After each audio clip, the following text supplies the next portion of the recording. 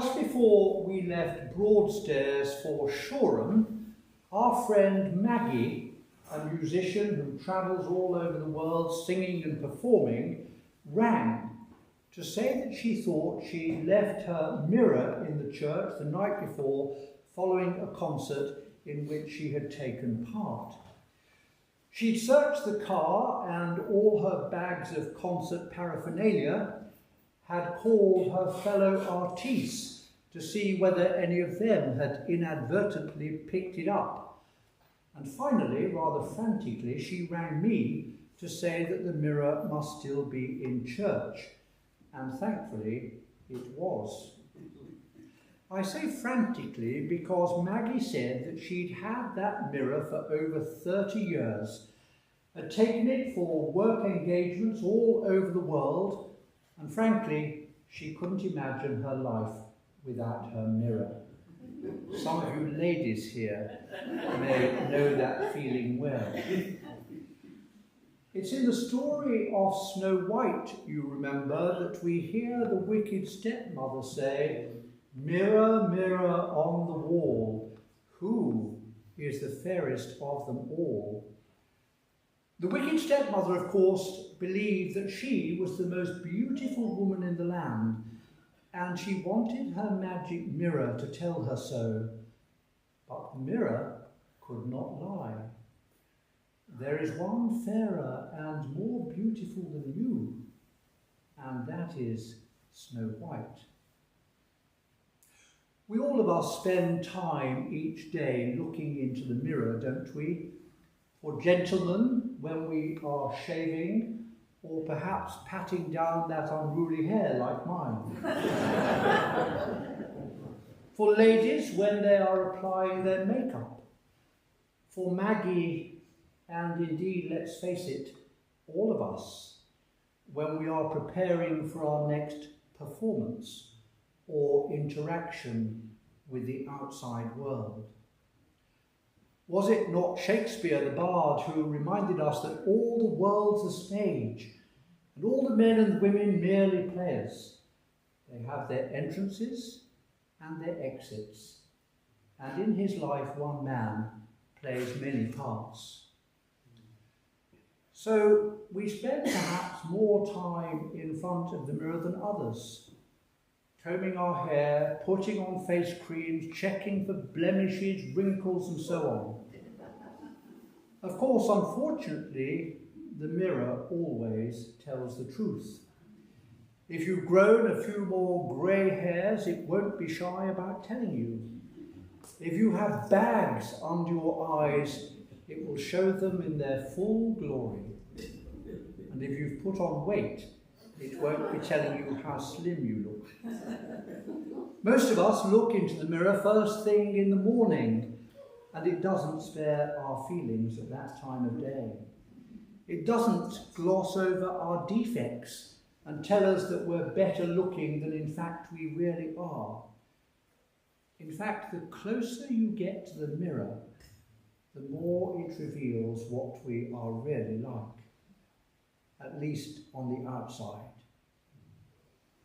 In the Epistle of James, the author writes, "If you listen to the word of God, but do not put it into practice, you are like people who look in a mirror and then going away at once forget what they look like." Put it this way, what on earth would be the point of looking in the mirror, seeing that I'd forgotten to shave, and then just walking away? No point whatsoever. The looking was a complete and total waste of time. We can hear as many sermons as we like. We can sing as many hymns as we like. And we can take Holy Communion as often as we like. But if it doesn't impact how we live in relation to one another and to other people, then our Christian faith becomes a completely pointless exercise, because we fail to act upon what we know to be true. The message of our faith as Christians is not only for those people out there, the people over there, all those sinners you read about in the newspapers. It is for me, for the one looking in the mirror day by day, to see whether what I claim day by day and week by week actually mirrors or resonates with how I live. So when we ask, mirror, mirror on the wall, who is the fairest of them all?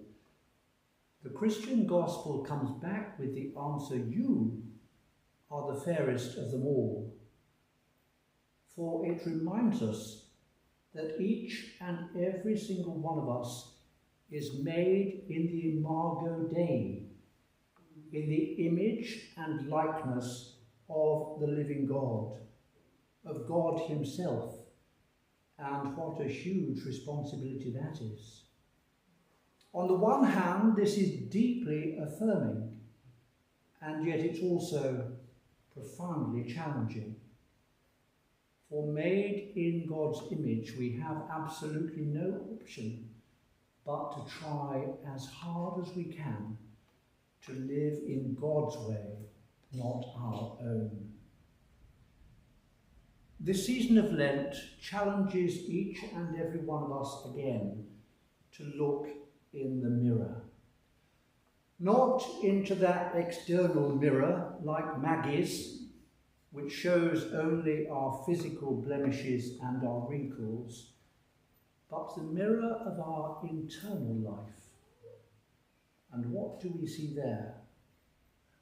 Do we see kindness, goodness, gentleness, faithfulness, beauty, compassion, integrity?